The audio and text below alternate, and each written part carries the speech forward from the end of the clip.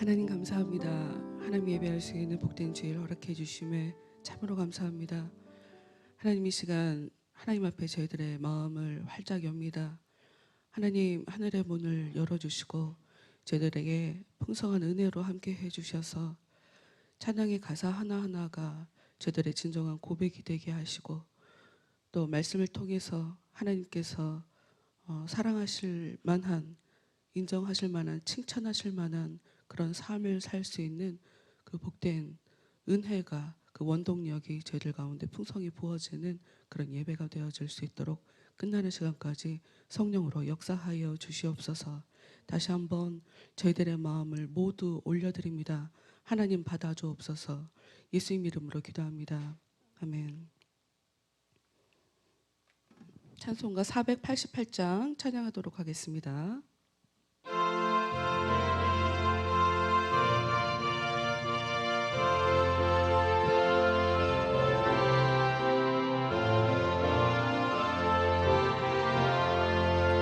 이 몸의 소망 무언가 우리 주 예수뿐일세.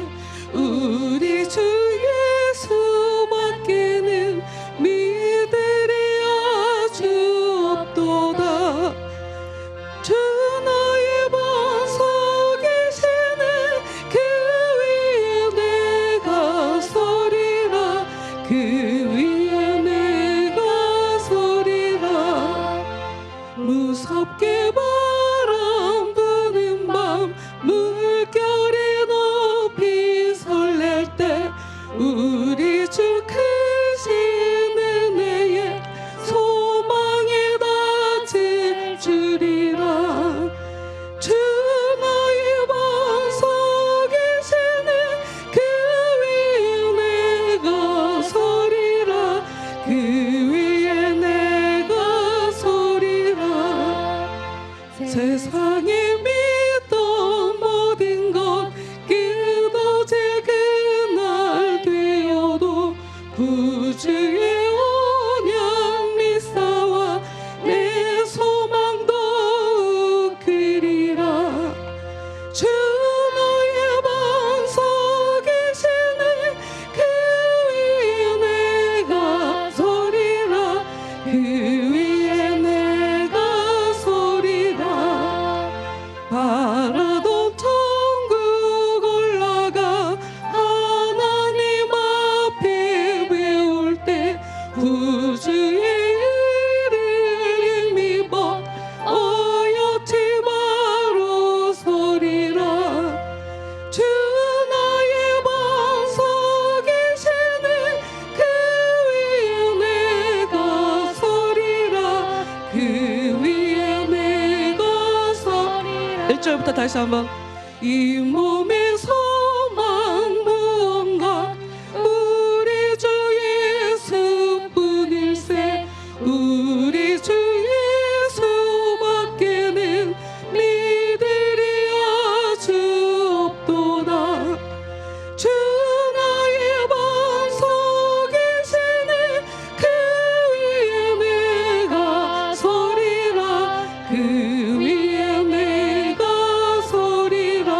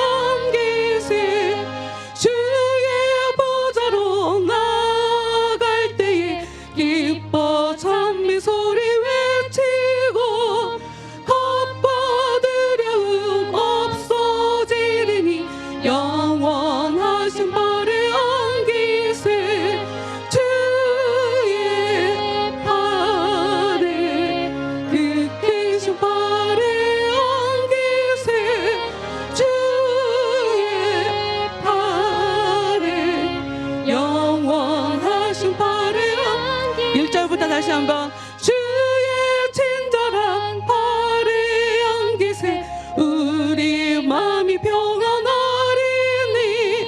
항상 기쁘고 복이 되겠네 영원하신 발에 안기세 주의 발에 그 크신 발에 안기세 주의 발에 영원하신 발에 안기세 날이 갈수록 주의 사랑이 두루 광명하게 비치고 전성 가는 길 편히 가리니 영원하신 발에 안기세 주의 발에 그 크신 발에 안기세 주의 발에 영원하신 발에 안기세 주의 보좌로 나아갈 때에 기뻐 찬미 소리 외치고 겁과 두려움 없어지리니 영원하신 발에 안기세 주의 발에 그 크신 발에 안기세 주의 발에 영원하신 발에 주의 발에 주의 발에 그 크신 발에 안기세 주의 발에 영원 우리 처음부터 다시 한번 하겠습니다. 주의 친절한 발에 안기세 우리 마음이 평안하리니 항상 기쁘고 복이 되겠네 영원하신 발에 안기세 주의 발에 그 크신 발에 안기세 주의 발에 영원하신 발에 안기세 날이 갈수록 주의 사랑이 두루 광명하게 비치고 전성 가는 길 편히 가리니 영원하신 발에 안기세 아멘 주의 발에 그 크신 발에 안기세 주의 발에 영원하신 발에 안기세 주의 보좌로 나아갈 때에 기뻐 찬미 소리 외치고 겁과 두려움 없어지리니 영원하신 발에 안기세 주의 발에 그 크신 발에 안기세 주의 발에 영원하신 발에 3절 주의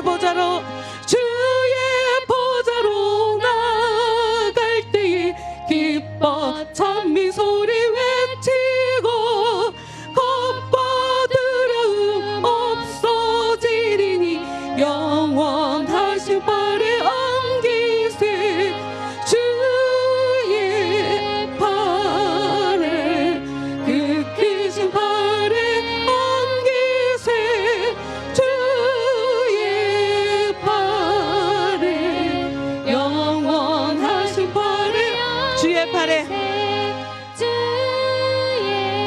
발에 그 크신 발에 안기세 주의 발에 영원하신 발에 안기세 아멘 아멘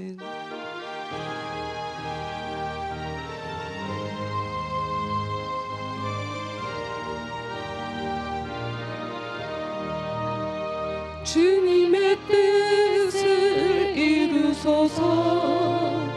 고요한 중에 기다리니 진흙과 같은 날 빚으사 주님의 형상 만드소서. 주님의 뜻을 이루소서. 주님 발 앞에 엎드리니 나의 맘속을 살피시사 눈보다 희게 하옵소서. 주님의 뜻을 이루소서.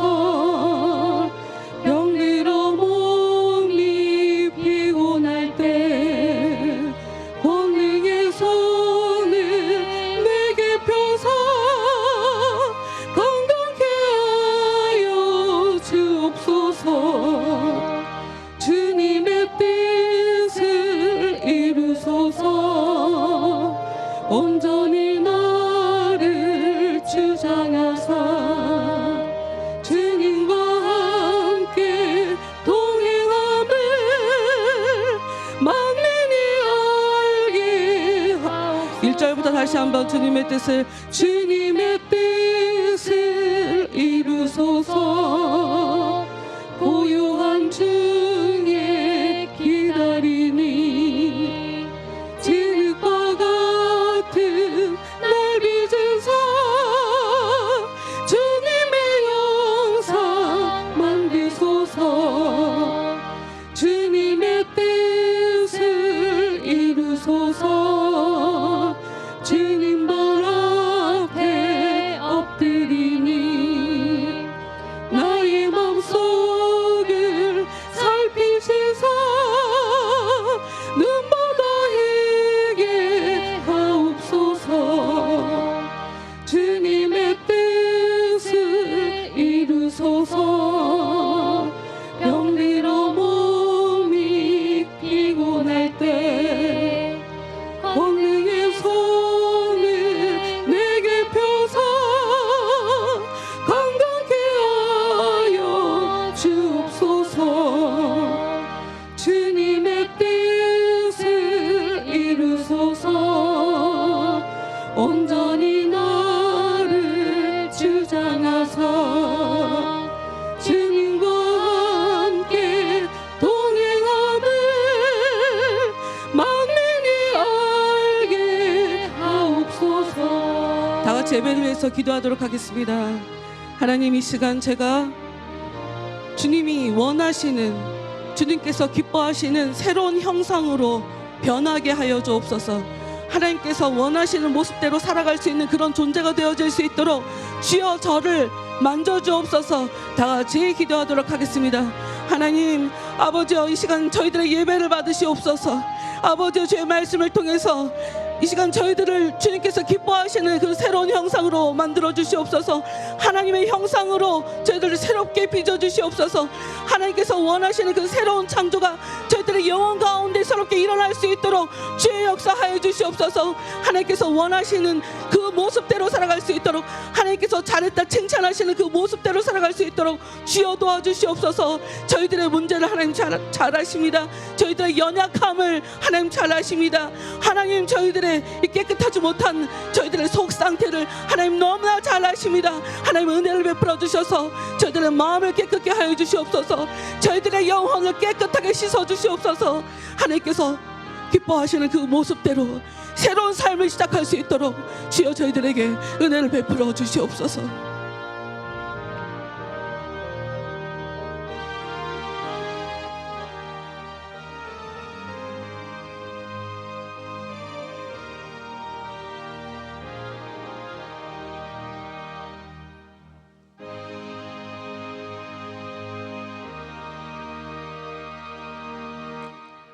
다 같이 사도신경으로 자신의 신앙을 하나님 앞에 고백하며 오늘 예배 하나님 앞에 올려드리도록 하겠습니다.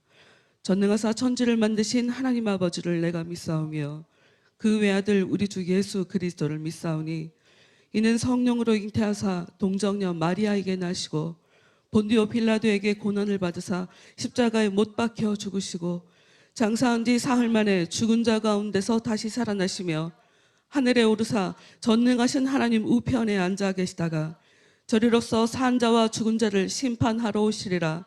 성령을 믿사오며 거룩한 공회와 성도가 서로 교통하는 것과 죄를 사하여 주시는 것과 몸이 다시 사는 것과 영원히 사는 것을 믿사옵나이다. 아멘.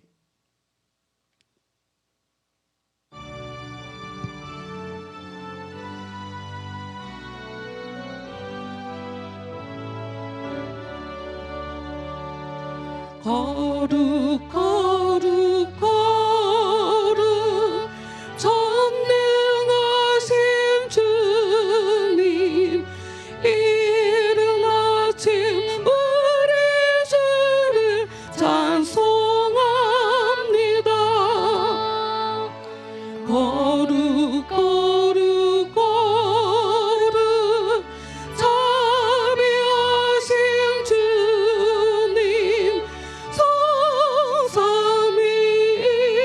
성삼위일체 우리 주로다. 거룩 거룩 거룩 주의 보좌 앞에 모든 성도 멸류관을 벗어드리네. 전군 천사 모두 주께 굴복하니 영원히 위에 계신 주로다. 거룩 거룩 거룩 주의 빛난 영광 모든 죄인 눈 어두워 볼 수 없도다. 거룩하신 이가 주님밖에 없네. 온전히 전능하신 주로다. 거룩 거룩 거룩 전능하신 주님 천지 만물 모두 주를 찬송합니다. 거룩 거룩 거룩 전능하신 주님 성삼위일체 우리 주로다.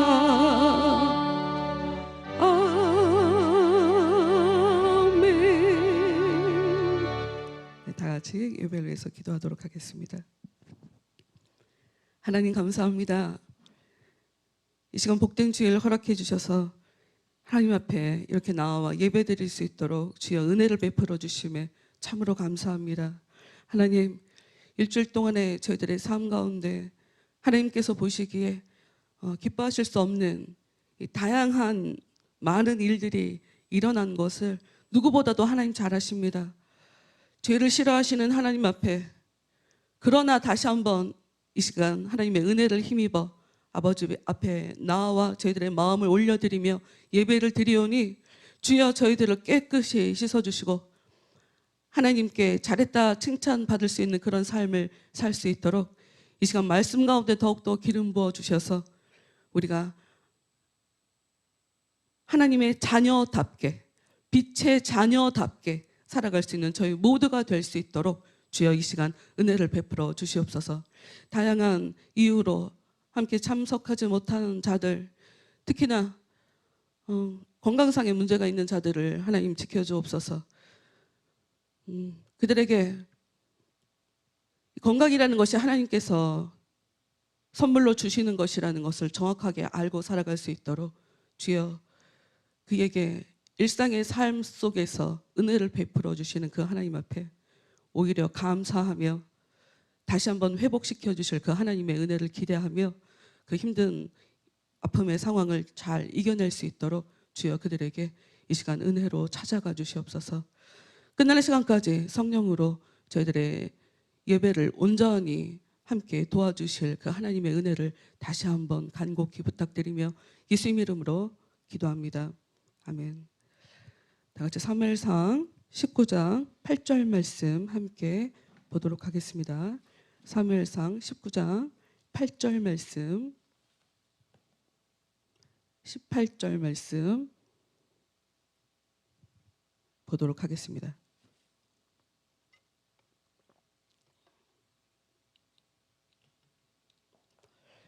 읽겠습니다. 다윗이 도피하여 라마로 가서 사무엘에게로 나아가서 사울이 자기에게 행한 일을 다 전하였고 다윗과 사무엘이 나요스로 가서 살았더라. 아멘.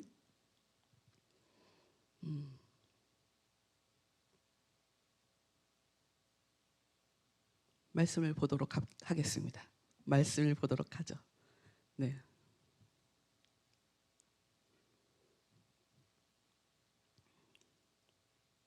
사무엘상 19장 쉬운 성경으로 보도록 하죠.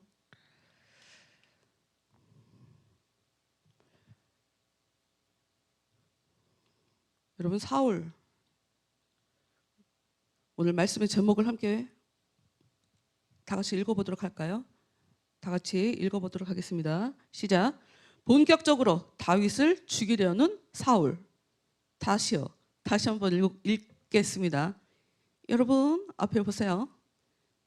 네, 다 같이 읽어보도록 하죠. 시작. 본격적으로 다윗을 죽이려는 사울. 대체 지난주와 뭐가 달라졌길래 본격적으로라는 단어를 집어넣게 되었을까요? 지난주까지 그러니까 사무엘상 18장까지 말씀을 보면 사울 왕은 다윗을 은밀하게 죽이려고 했어요. 겉으로 티내지 않고 은밀하게 더러운 속내를 감춰놓고 겉으로는 사람들에게 티내지 않고 자기 혼자만 은밀히 알고 진행을 했죠. 그러나 이제는 공개적으로 일하기 시작해요. 여러분, 사울이라는 이름이 이렇게, 사울이라는 인물이 구약 성경에도 이렇게 나오고요. 신약 성경에도 사울이 나옵니다. 아세요? 아세요? 우리 김미소 선생님도 알죠? 네, 사울이라는 사람이 구약에도 나오고요, 신약에도 나와요. 그런데 그 두 사람이 살아가는 모습이 똑같아요. 특히 오늘 사무엘 19장에 나와 있는 이 사울의 모습을 보면 신약 성경에 나오는 나중에는 그 사람이 바울이라는 이름을 갖고 활동을 해서 그 바울의 이름이 원래 사울이었다 하는 것을 사람들이 좀 많이 놓치게 되는데, 그 바울이 사울이었을 때 요 사울 왕과 굉장히 비슷한 모습으로 살아가게 돼요. 둘 다 이제 베냐민 지파의 사람이고, 그 바울의 아버지가 사울처럼 훌륭한 인물이 되라고 아들 이름을 사울이라고 줬던 것 같아요. 그런데 단순하게 훌륭한 인물이 되는 것을 넘어 사울이 다윗을 핍박했던 것처럼 자기 아들도 커서 그렇게 살더라. 이름도 되게 중요하지요. 네, 19장 1절 말씀 쉬운 성경으로 함께 보도록 하겠습니다. 사울은 자기 아들 요나단과 자기의 모든 종들에게 다윗을 죽이려고 말했습니다. 그러나 요나단은 다윗을 매우 아꼈습니다.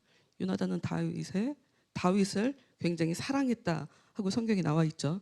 지난주에 그 말씀을 지난주 그 18장 1절 얘기하면서 요나단이 다윗을 매우 아꼈고 그가 다윗을 사랑했다 하는 이것을 가지고 동성애자들이 자신들을 합리화시키는 데 사용한다라고 얘기를 했더니 놀라신 분들이 몇몇 분들 계시더라고요. 그래서 막 연락이 와. 그런 얘기 처음 들어봤다고. 그래서 아니 처음 듣는 얘기 아닌데, 아닐 텐데 라고 생각을 했어요.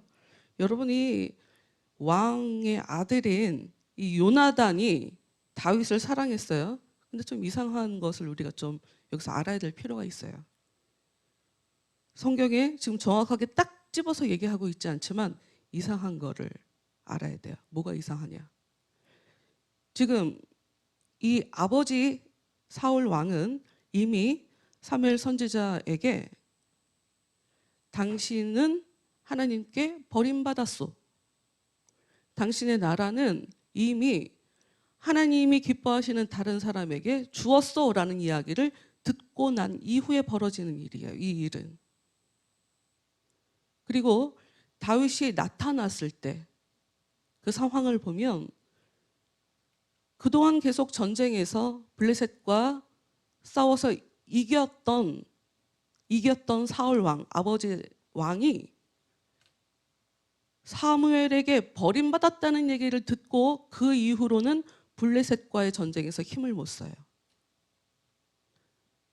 분명히 왕이란 존재는 백성들 앞에서 백성들을 지키고 이 나라를 지키기 위해서 세움받은 존재거든요. 그런데 그 아버지가 당신은 이제 그 자리에서 이제 물러나게 될 거요. 더 이상 하나님은 당신에게 주었던 그 나라를 당신에게 주는 것이 아니라 이제 다른 사람한테 줬어. 이런 얘기가 사울 왕이 들으면 안 돼요. 왕의 입장이니까. 그런 이야기가 들렸다는 건 이미 나는 이제 왕이 아니라는 거야? 이렇게 근심하고 뭔가 마음에 불편함, 충격을 받는 그런 상태에 더 이상 하나님이 나를 안 도와주시나? 이런 상태에 갑자기 다윗이 나타나서 전쟁에서 이겨버린 거예요. 그럼 이게 무엇을 상징하냐? 하나님이 다윗 왕과 함께 하신다. 다음 왕은 다윗이다. 겉으로는 이야기하지 않았지만 그 상황을 통해서 하나님은 이야기하고 계시는 거예요. 그런데 그거를 정확하게 알아본 사람은 요나단밖에 없어요. 자기가 왕자잖아요. 자기가 왕자인데 이제 우리 아버지 버림받았는데 이 나라 지금 다른 사람한테 줬다고 벌써 이야기를 들었는데 다윗이라는 사람이 나타났네. 그러면 요나단은 다윗을 보면서 철저하게 경쟁자로 생각했어야 됐어요. 사울 왕은 그렇게 생각을 했죠. 그런데 요나단은 그렇게 생각하지 않았어요. 왜? 그는 하나님을 믿었거든요. 하나님의 뜻을 중요하게 여기는 사람이었거든요. 요나단은. 그래서 다윗도 사랑하게 된 거예요. 유일하게 믿음을 가지고 정말 비범한 믿음을 가지고 전쟁에서 우리 아버지도 해결 못하는 그 전쟁에서 싸워서 이겨낸 다윗을 사랑할 수밖에 없는 거죠. 다시 1절, 그것을 보고 1절을 다시 읽어보도록 할게요.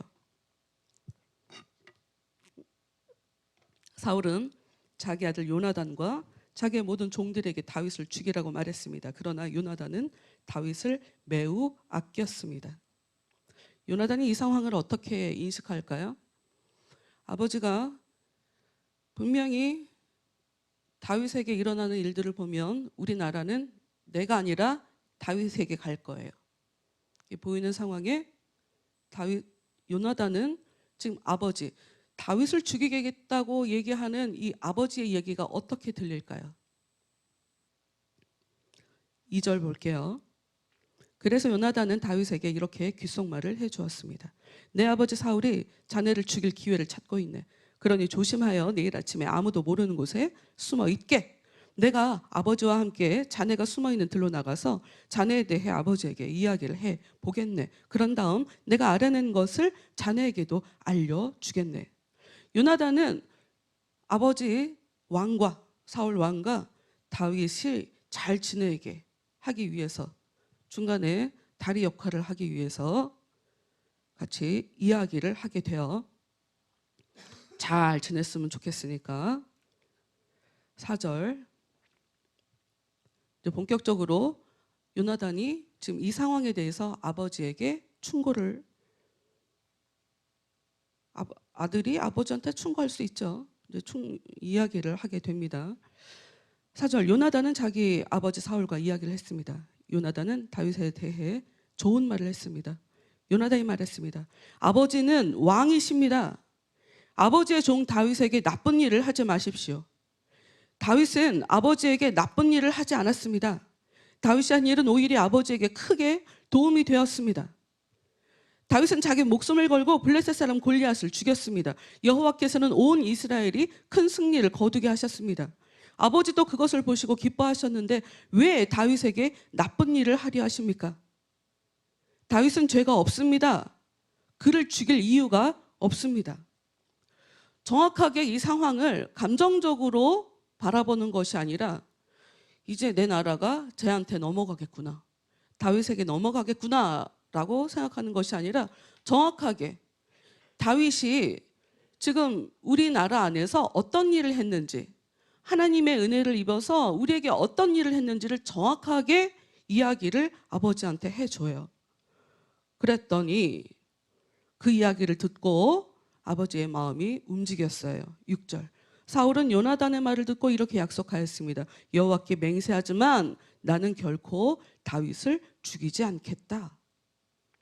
맹세를 했어요. 맹세. 근데 문제는 뭐가 문제냐? 여러분, 인간이 아무리 맹세를 한다고 해서 이 마음에서 어떻게 충동이 일어나는 거를 절제할 수가 없어요. 인간은 그런 존재가 아니에요. 더군다나 지금 하나님께서 이 사울 왕을 계속 충동질하고 있거든요. 사울 왕을 하나님이 충동질하고 있어요. 그러니 아무리 이 아버지가 그래, 아들 네 말이 맞다 하고 내가 죽이지 않을게 하고 약속을 했어도 절대 그 약속대로 자기가 실행할 수 없다.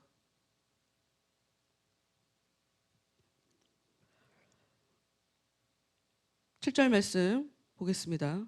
그러자 요나단은 다윗을 불러냈습니다. 요나단은 아버지 사울 왕이 한 모든 말을 다윗에게 이야기해 주었습니다. 그리고 요나단은 다윗을 사울에게 데리고 갔습니다. 그리하여 다윗은 전처럼 사울과 함께 있게 되었습니다. 요나단이 한 행동 보면 아버지와 다윗이 정말 잘 지냈으면 하고 바랬던 것 같아요. 그리고 아버지가 다윗을 죽이지 않을 거라고 정말 믿었던 것 같아요. 그래서 데리고 가자 아버지한테. 그래서 잘 지내게 되었대요. 그리고 8절, 다시 전쟁이 일어나자 다윗은 나가서 블레셋 사람들과 싸웠습니다. 여러분, 하나님께서 사울 왕을 버리신 이후로 이 나라는, 이스라엘 나라는 블레셋과 계속 전쟁이 일어나요. 평화는 하나님이 주시는 건데 하나님이 사울 왕을 기뻐하시지 않으니 이 나라 안에 계속 전쟁이 일어나는 거예요. 하나님께서 주신다고 하는 그 평안이 이 나라에 없는 거예요.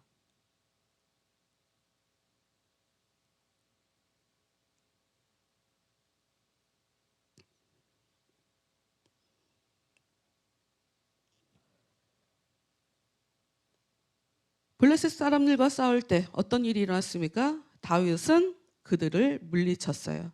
그들은 다윗 앞에서 달아났어요. 사울 왕을 무시하고 겁없이 쳐들어왔던 사람들, 블레셋 사람들, 이제는 다윗이 무서워서 도망가는 상황이 되었죠. 그런데 9절, 또 지난주에 봤었던 일이 벌어지죠. 9절, 사울이 손에 창을 들고 자기 집에 앉아 있을 때에 여호와께서 보내신 나쁜 영이 사울에게 들어갔습니다. 다윗은 그 앞에서 수금을 타고 있었습니다. 다윗이 수금 탈 때 사울에게 있는 나쁜 영은 떠나가게 되죠. 그런데 10절, 사울은 창을 들어 다윗에게 던졌습니다.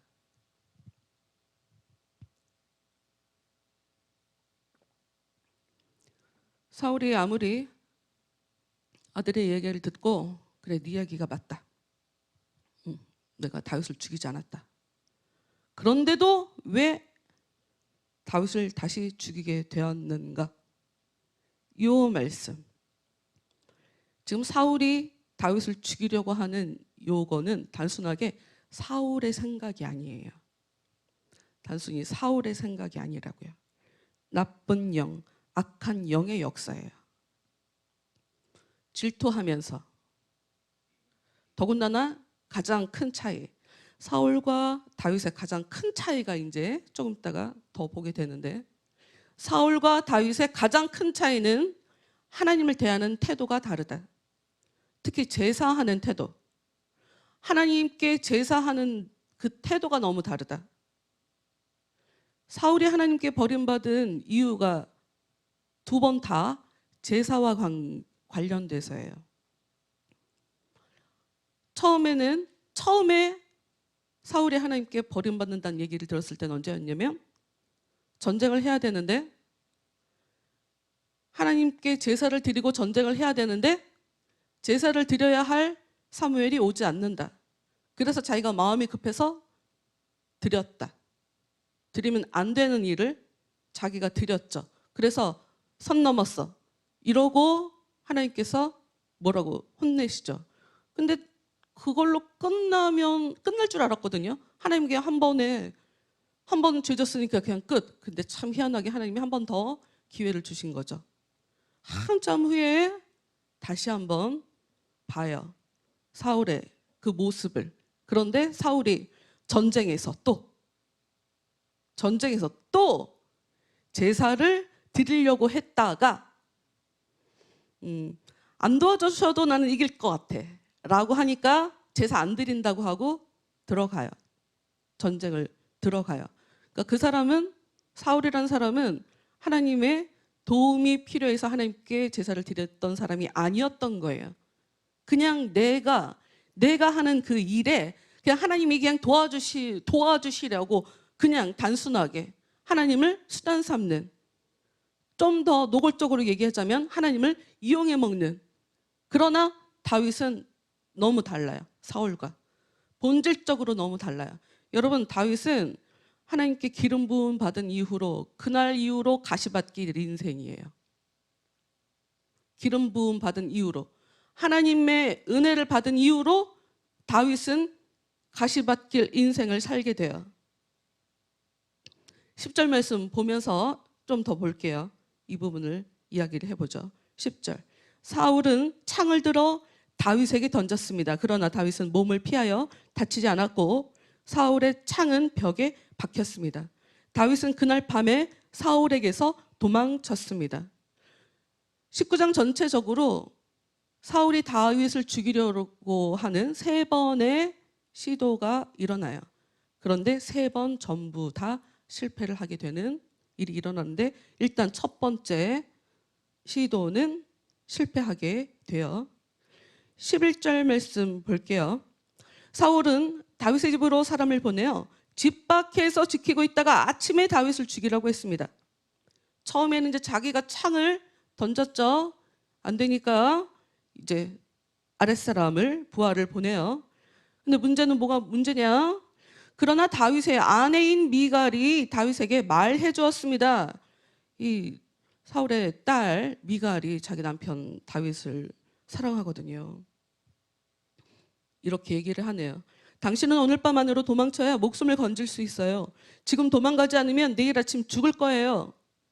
이 사울 왕 입장에서는 지금 다윗을 그냥 눈에 가시처럼 죽여야 되는데, 아들도 다윗을 편들어주고 이 딸도 다윗을 편들어주고 살리려고 이렇게 노력들을 하고 있어요.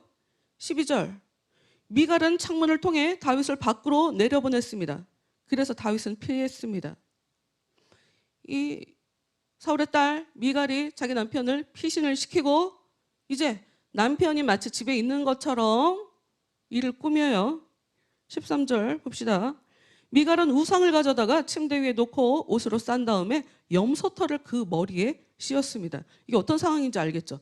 사람이 없는데 침대에 사람이 있는 것처럼 지금 꾸며놓고 있는 상황이에요. 그런데 우상을 가져다가 침대에 놓고 옷으로 싼 다음에 염소털을 그 머리에 씌웠습니다.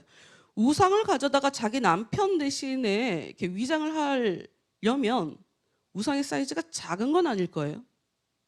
그것도 이상한 거. 우상이 왜 있어요? 하나님을 믿어야 되는, 하나님을 믿는 사람들이 왜 우상을 가지고 있는 걸까요? 우상을 같이 섬겼거든요. 우상을 섬겼어요.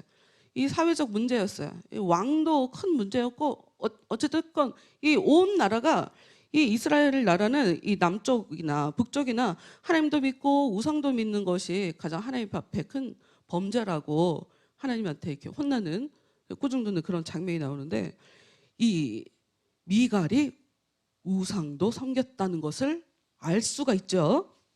14절. 사울은 다윗을 잡으려고 사람들을 보냈습니다. 그러나 미갈은 다윗은 아파요 라고 말했습니다. 아이고.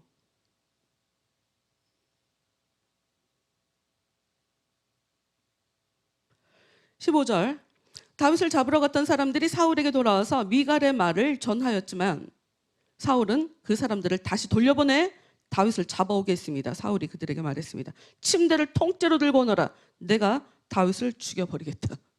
아파서 못 간 우리 남편 아파서 누워있다고. 그러니 사울이 참을 수가 있어야죠. 목적은 다윗을 죽이는 거니까 침대를 통째로 들고 와라. 내가 직접 죽여버린다. 16절. 그러나 다윗을 잡으러 간 사람들이 다윗의 집에 들어가 보니 침대에 있는 것은 우상이었고 머리털은 염소의 털이었습니다. 사울이 미갈에게 말해요. 너는 왜 이런 식으로 나를 속였느냐? 너는 내 원수를 달아나게 했도다. 이제 본격적으로 이 아버지 사울은 다윗을 이제 다윗이라고 얘기하지도 않아요. 원수야. 되게 이상하죠? 반대로 다윗은요. 사울 왕이 죽을 때까지 사울 왕을 향해서 내가 종입니다 라고 얘기해요. 굉장히 큰 차이예요. 사울 왕은 원수라고 부르고 있는 상황에 다윗은 그 억울하게 긴 시간들을 이렇게 힘든 상황을 겪고 있는 상황에서도 사울 왕을 향해서 주라고 얘기하고 내가 종이라고 끝까지 미워하지 않는 것을 성경이 기록을 하고 있어요. 말씀을 잘 보면 17절 말씀 잘 보면 사울 왕이 미갈에게 혼을 냈잖아요. 왜 나를 이렇게 속였냐? 그런데 미갈의 대답을 보면 미갈은 거짓말을 해요.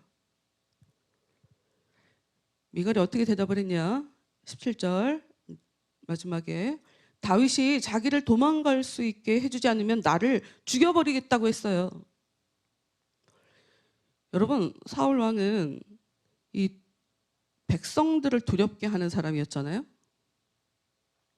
아들도 그렇고 딸에게도 그렇고 모든 사람에게 화내고 무섭게 두려움을 조장을 하잖아요.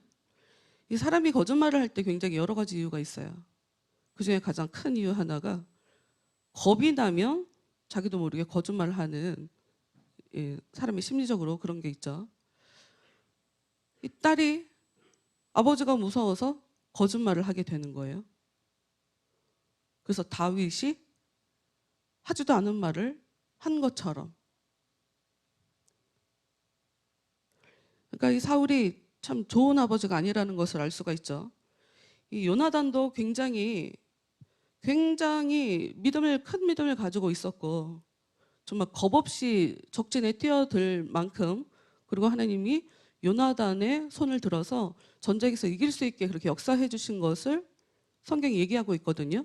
근데 아무리 그렇게 좋은 가능성을 갖고 다음 왕으로서의 충분한 면모를 갖고 있음에도 불구하고 그 아버지가 삶을 제대로 살아내지 못하게 되니 이 아들도 망하고 딸도 망하게 되는 이 딸은 이제 나중에 보면 다윗 왕하고도 사이좋게 지내지 못해요.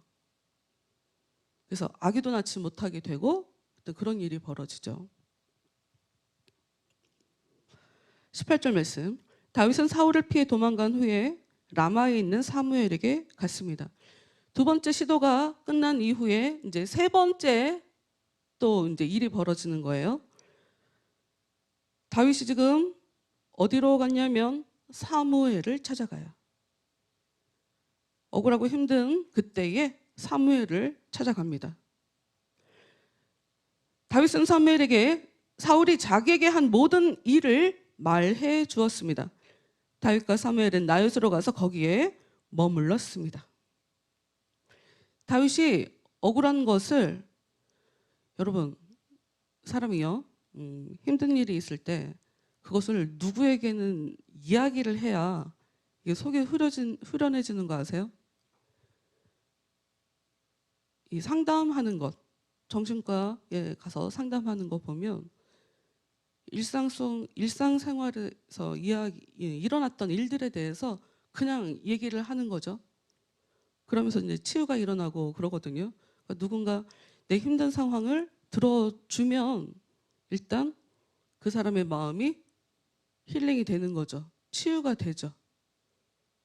사람은 그런 존재예요. 그래서 이 다윗은 이 어려운 것을 가지고, 이 어려운 마음을 가지고 누구에게 찾아가서 이야기했냐? 사무엘을 찾아가서 있었던 모든 일들을 다 이야기하는 거예요. 여러분, 이 시편 말씀을 보면 와, 어떻게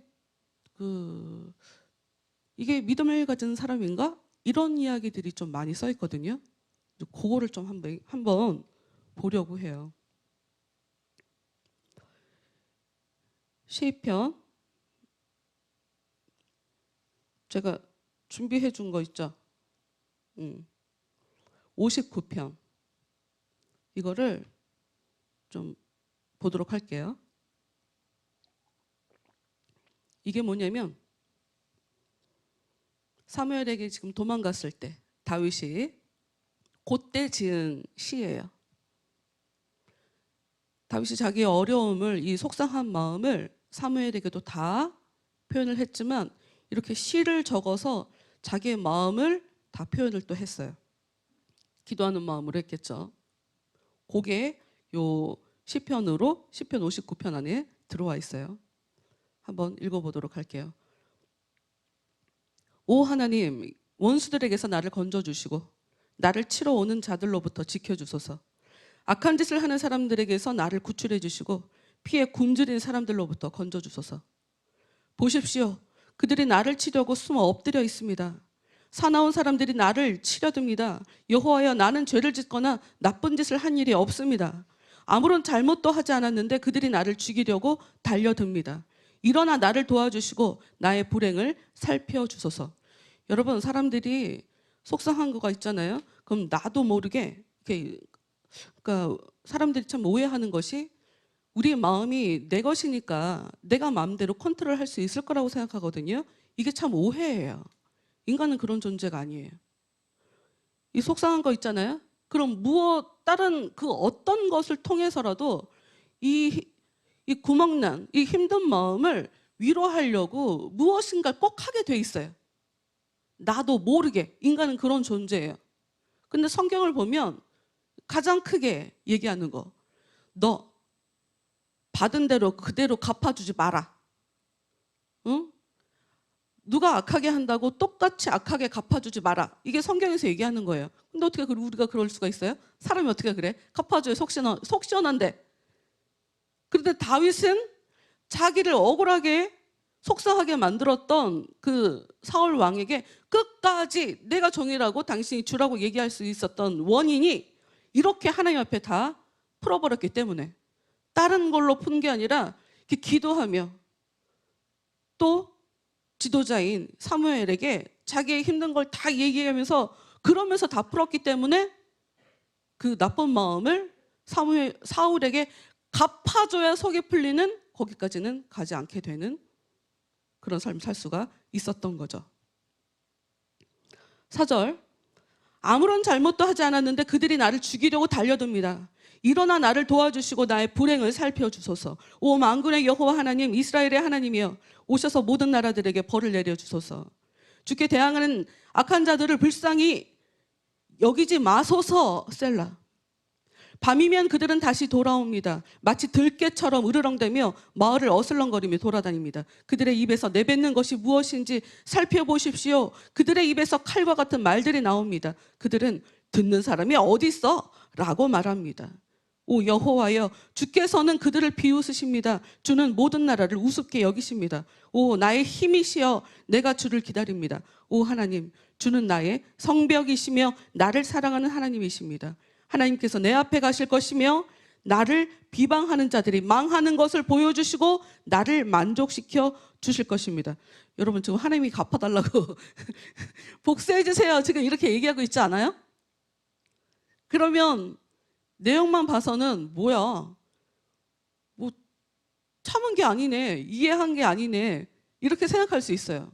근데 여러분, 혹시 그런 생각이 드신다면 여러분 생각을 좀 고쳐 먹으셔야 돼요. 아니, 사람한테, 힘든 사람한테 무조건 참으라고 요구하는 여러분이 이상한 거예요. 다윗은 이런 이야기를 굉장히 많이 써놓고 있거든요. 이 이야기에는 꼭 그들에게 제 원한을 풀어주세요, 꼭 복수해주세요, 이런 의미가 아니에요. 그 정도로 내가 힘들다 하는 이야기지, 복수를 해주시고 안 해주시고는 하나님 소관이거든. 일단 저는 억울합니다를 그냥 얘기하는 거고, 내가 심정적으로 이 정도로 속상합니다를 표현하는 것 뿐이에요. 뒤에 나와요. 11절, 나의 방패시여 그들을 죽이지는 마소서. 그러니까 위에는 죽여주세요 라고 해놓고 뒤에 가서 그들을 죽이지는 마소서. 그렇게 하시면 우리 백성이 잊어버릴지도 모릅니다. 주의 힘으로 그들을 흩어지게 하시고 넘어뜨려 주소서. 그들은 입으로 죄를 짓습니다. 그들은 말로 죄를 짓습니다. 그들의 의술에다가 스스로 잡히게 해주소서. 그들은 저주와 거짓말을 내뱉습니다. 16절 가볼게요. 이렇게 자기의 힘든 상황을 다 이야기하다가 마무리를 어떻게 하는지 볼게요. 16절. 한참 얘기하면, 기도하면 힘든 게 다 해결이 되거든요. 또 은혜도 주시고 위로도 해주시고. 그래서 16절, 나는 주의 힘을 노래할 것입니다. 아침에 내가 주의 사랑을 노래할 것입니다. 주는 나의 성벽이시며 어려울 때에 찾아갈 나의 피난처이십니다. 오 나의 힘이시여, 내가 주를 찬양합니다. 오 하나님, 주는 나의 성벽이시며 나를 사랑하는 하나님이십니다. 힘들어서 억울해요 라고 하지 않고 그 상황에도 하나님이 저를 사랑하십니다 라고 고백할 수 있게 되는 거예요. 여러분 삶 속에서 그래서 억울한 일 당하신 적이 없어요? 억울한 일을 당하신 적이 없나? 삶을 살다 보면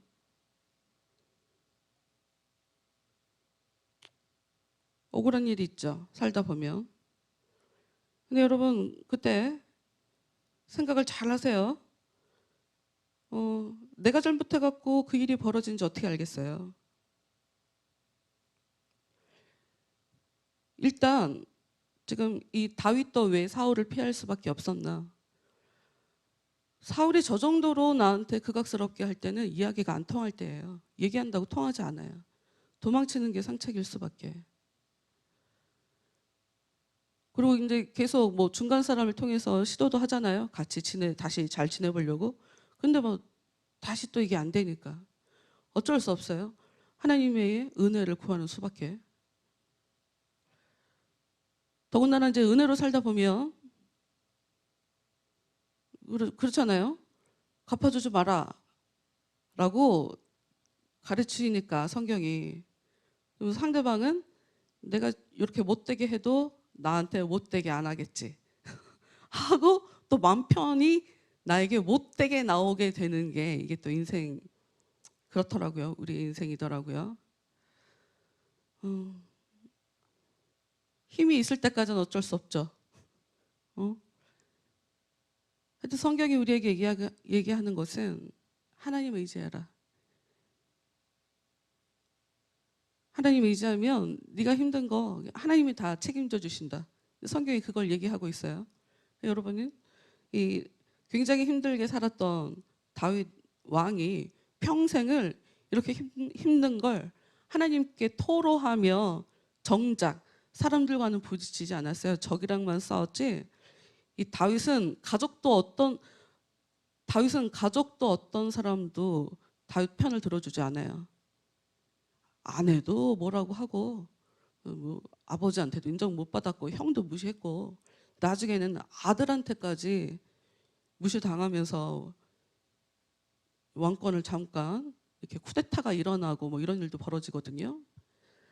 그러나 그 힘든 상황, 이 나이가 들을 때까지, 늙어 죽을 때까지 주위에서 다윗에게 진정으로 편을 들어주는 그런 사람이 없었음에도 불구하고 다윗은 사람과 부딪히지는 않았다. 왜?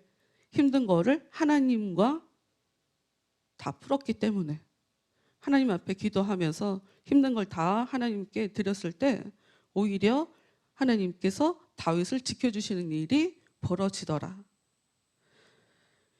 19절 말씀, 사무엘상 19절 말씀으로 다시 돌아가 볼게요. 사울은 다윗이 라마의 나요새 있다는 소식을 들었습니다. 여기에는 그 선지자들을 이렇게 훈련하는 그런 곳이 있어요. 사울 왕이 다윗이 거기 피신했다는 얘기를 듣고 사람들을 보내요. 근데 어떤 일이 벌어지냐? 20절. 그래서 사람들을 보내요. 다윗을 잡아오게 하였습니다. 그 사람들이 다윗을 잡으러 갔을 때 그들은 예언을 하고 있는 예언자들을 보았습니다. 사람들, 왕이 다윗 제 잡아와라 라고 사람을 보냈을 때 그 사람들이 가서 봤는데 예언자들이 있는 거예요. 그리고 사무엘이 그 예언자들의 우두머리로 있는 것도 보았습니다. 그때 하나님의 영이 사울이 보낸 사람들에게 들어가서 그들도 예언을 하게 되었습니다. 다윗을 잡으러 갔는데 그 어떤 영적인 경험을 하게 돼요. 21절. 사울이 그 얘기를 들어요. 그래서 또 다른 사람들을 보내요. 두 번째로. 그 사람들도 영적인 경험을 하게 돼요. 예언을 하게 되죠. 세 번째로 사람을 보냈는데 그 사람들도 예언을 하게 돼요. 다윗이 우리가 아까 시편 59편 말씀을 봤죠. 하나님과 풀었고 맨 마지막에 억울한 심정을 막 얘기하더니 맨 마지막에 하나님이 저를 사랑하십니다 하고 고백했잖아요. 여러분 기도하다가 이런 고백이 정말 내가 힘든데 하나님께 억울함을 막 토로하다가 갑자기 하나님 감사합니다. 하나님 저를 사랑하십니다. 라는 고백이 나오려면 여러분 이것은 자기의 고백이 아니에요. 하나님의 은혜가 그 힘든 마음을 받아주신 하나님이 하나님의 은혜를 보내주심으로 인해서 마음이 해결되면서 하나님의 역사로 하나님 정말 감사합니다 라고 하는 믿음의 고백이 올라오는 거거든요.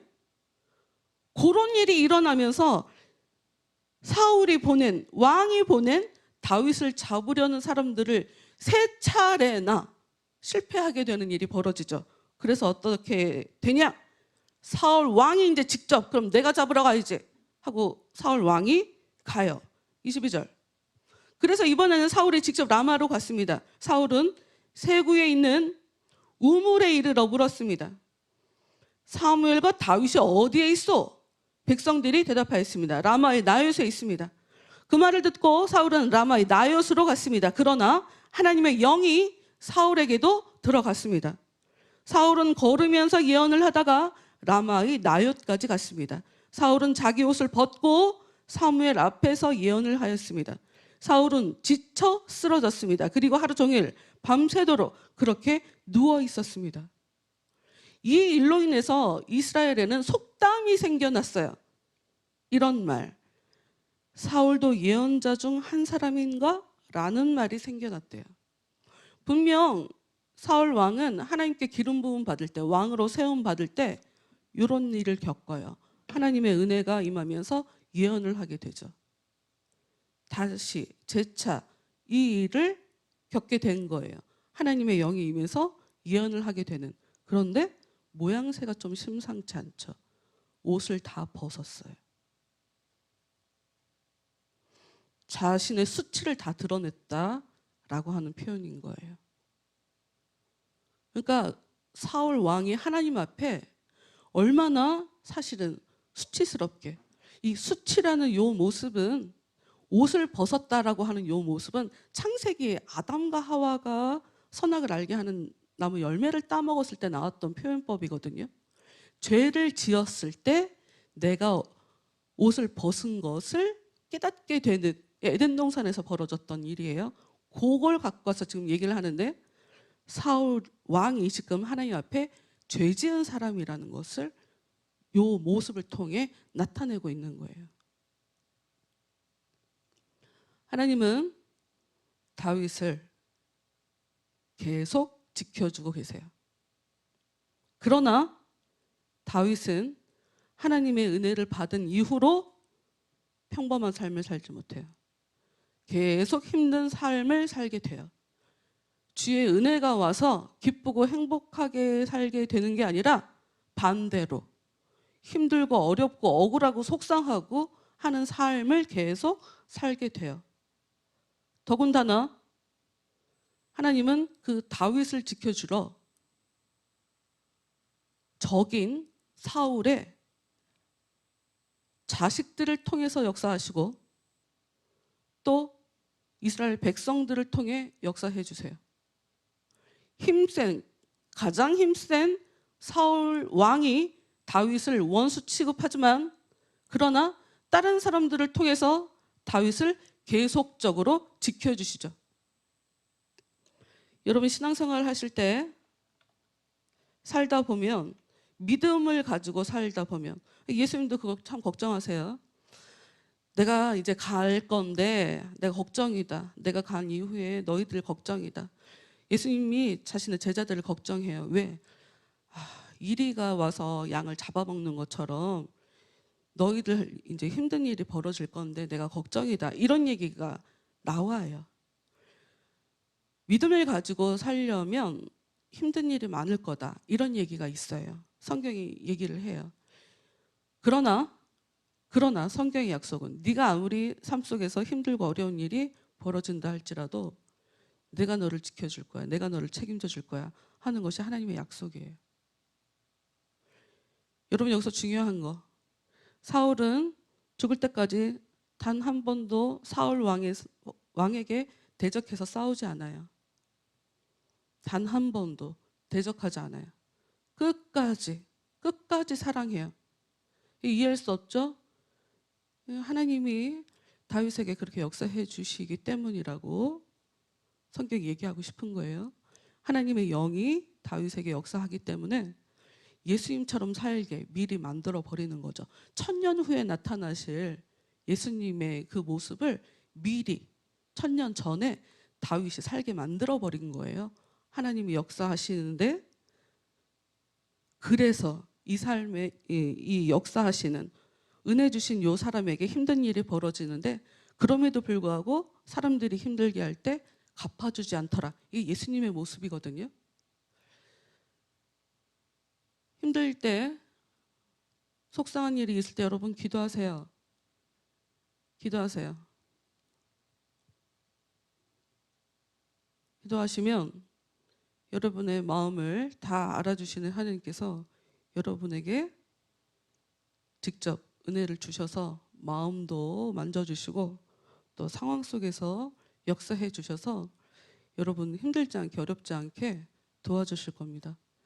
우리 다 같이 기도하겠습니다. 기도합시다. 한 주간 동안의 삶을 하나님께 드리면서, 하나님 힘든 거 제가 그냥 무조건 참지 않게 도와주세요. 무조건 참으면 이게 또 다른 나쁜 방식으로 제가 마귀에게 쓰임받게 될 텐데, 그저 하나님께 기도하며 하나님의 도우심을 구하며 사는 그런 한 주간의 삶이 될 수 있도록 주여 저에게 은혜를 베풀어 주옵소서. 다 같이 기도하겠습니다. 열매 맺는 교회에서는 하나님의 마음으로 영혼들을 바라보며 사랑으로 함께할 사역자를 모십니다.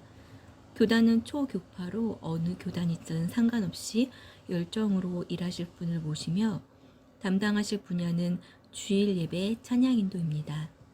1차는 서류 전형, 2차는 면접으로 이루어지며 자세한 사항은 전화번호 070-7728-9133번으로 문의하시기 바랍니다.